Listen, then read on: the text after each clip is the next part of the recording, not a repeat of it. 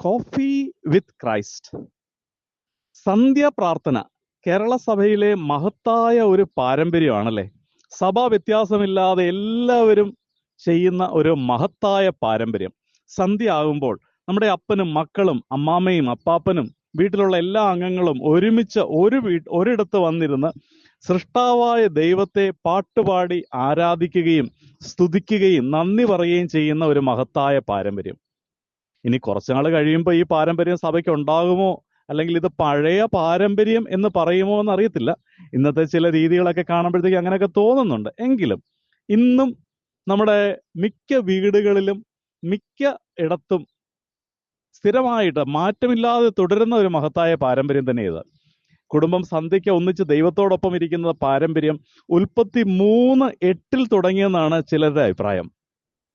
ആദിമാതാപിതാക്കൾ അവർ വീഴ്ചയ്ക്ക് മുമ്പ് വെയിലാറുമ്പോൾ ദൈവം രൂപം കൊടുത്ത ആദ്യ കുടുംബത്തിലേക്ക് സന്ധ്യയാകുമ്പോൾ തൻ്റെ മക്കളുടെ അടുത്തേക്ക് ഇറങ്ങി വരുന്ന ഒരു കാഴ്ച നമുക്ക് അവിടെ വായിച്ചെടുക്കാനായിട്ട് സാധിക്കും. ഉൽപ്പത്തി 3:8 അന്ന് മുതൽ തുടങ്ങിയതാകാം ഈ മഹത്തായ പാരമ്പര്യം എന്ന ചില ബൈബിൾ ചിന്തകൾ അഭിപ്രായപ്പെടുന്നുണ്ട് കേട്ടോ.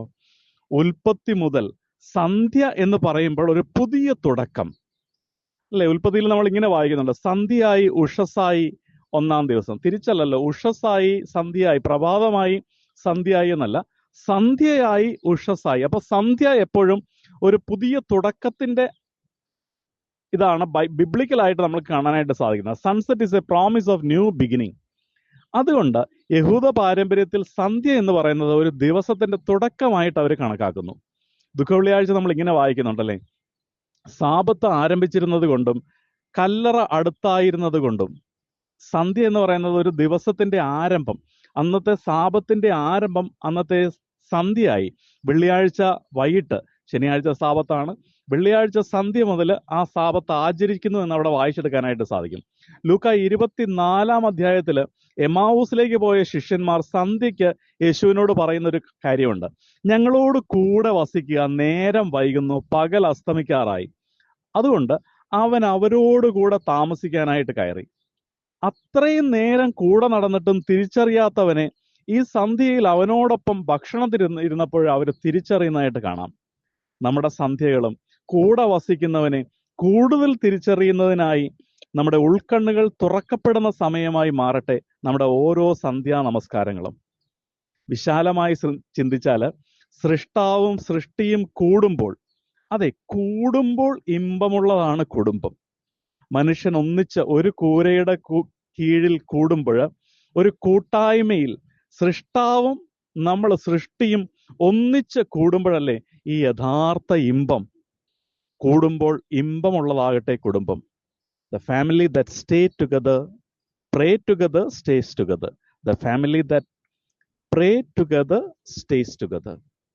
കാരണം മത്തായി 18:20 നമ്മൾ ഇങ്ങനെ പറയുന്നു, 2-3 പേർ എൻ്റെ നാമത്തിൽ ഒരുമിച്ച് കൂടുന്നവരുടെ മധ്യേ ഞാനുണ്ടായിരിക്കും.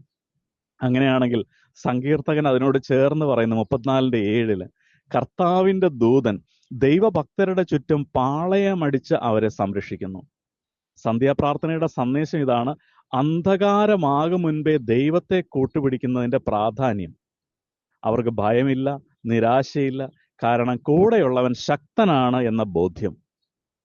അവൻ്റെ ദൂതസേന സംരക്ഷണം നമുക്ക് ചുറ്റുമുണ്ട് എന്നുള്ള ഉറപ്പ്, വീടിന് ചുറ്റുമുണ്ട് എന്നുള്ള ഉറപ്പ് ഓരോ സന്ധ്യയിലും നമ്മുടെ ജീവിതത്തിന്റെ അവസാനം കൂടെ ഓർമ്മിപ്പിക്കുന്നുണ്ട് കേട്ടോ. സ്വർഗീയ പ്രത്യാശയുടെ പുലരിയിലേക്ക് വിശ്രമിക്കാനായിട്ടൊരു സന്ധ്യ. ദിവസം മുഴുവൻ ദൈവം നടത്തിയതിന് നന്ദി പറയാൻ, പറ്റിപ്പോയ തെറ്റുകൾക്ക് മാപ്പ് ചോദിക്കാനും തിരുത്താനും, ദൈവത്തിന്റെ കാവലിനായി വിശ്രമിക്കാൻ നമ്മുടെ സന്ധ്യാ പ്രാർത്ഥന മുടങ്ങാതെ ഇരിക്കാം. ഒരു കവിതയിൽ ഇങ്ങനെ പാടുന്നത് ഞാൻ കേട്ടിട്ടുണ്ട്, എല്ലാവരും പലയിടത്തേക്ക് പറഞ്ഞു വിടുന്ന പുലരിയെക്കാട്ടിലും എനിക്കിഷ്ടം എല്ലാവരെയും തിരിച്ച് ഒരു റൂഫിന്റെ കീഴിലേക്ക് കൊണ്ടുവരുന്ന സന്ധ്യയാണ്. സന്ധ്യാപ്രാർത്ഥന എന്ന് പറയുന്ന മഹത്തായ പാരമ്പര്യം നമുക്ക് നഷ്ടപ്പെടാതിരിക്കാൻ, അത് കുറച്ചുകൂടെ എനർജറ്റിക് ആക്കാൻ, ഉന്മേഷമുള്ളതാക്കാൻ, ഉത്തേജനമുള്ളതാക്കാൻ, കുറച്ചുകൂടെ സൗരഭ്യമുള്ളതാക്കാനായിട്ട് അതിലെന്തൊക്കെ മാറ്റം വരുത്താനായിട്ട് സാധിക്കും, എങ്ങനെ അത് കുറച്ചുകൂടെ ആകർഷണമാക്കാൻ സാധിക്കുമെന്ന് ചിന്തിക്കട്ടെ. സന്ധ്യാപ്രാർത്ഥന വിരസതയുടെ സമയമല്ല, അത് കുറച്ചുകൂടെ ദൈവത്തോട് അടുത്തിരിക്കുന്ന അനുഗ്രഹത്തിന്റെ സമയമാണെന്ന തിരിച്ചറിയൽ നമുക്ക് ബോധ്യമാകട്ടെ. ദൈവം നമ്മെ അനുഗ്രഹിക്കട്ടെ. നല്ലൊരു ദിവസം ആശംസിക്കുന്നു.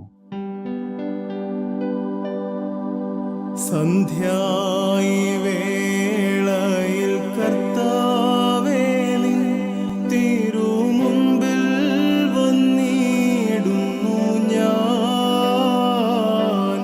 കൈകൾ കൂപ്പി കുമ്പിട്ടു വണങ്ങിടുന്നു.